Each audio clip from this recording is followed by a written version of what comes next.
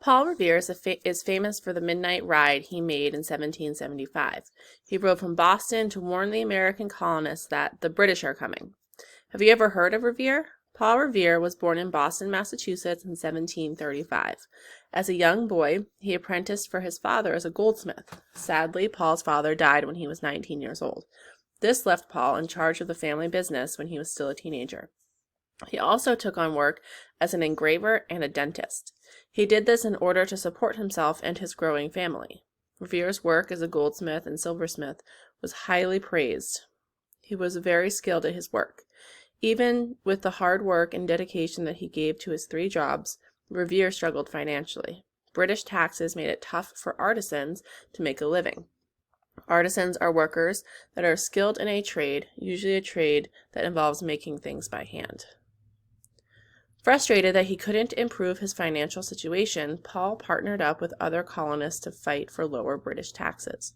Revere was chosen to spy on British soldiers. He also began working for the Sons of Liberty and the Committee of Correspondence in Boston. This committee worked to spread revolutionary messages throughout the colonies. Revere also took part in the famous Boston Tea Party. This was a night when American revolutionaries dumped 3 ships' worth of Boston tea into the Boston harbor. Revere's most famous contribution to the American Revolution took place on April 18th in 1775. Months earlier, the colonists had reached out to the King of England in hopes of resolving their differences without fighting. Unfortunately, the king did not want to compromise, so the colonists began gathering supplies and recruiting soldiers to prepare for a war. Lexington, Massachusetts was one of the main locations where the colonists stored supplies and weapons. When the British found out what the colonists were doing, they planned an attack on Lexington. Late on the night of April 18th, Revere rode on horseback from Boston to Lexington, warning each patriot house he passed of the coming British. Paul finally arrived at the house where patriot leaders Samuel Adams and John Hancock were staying around midnight.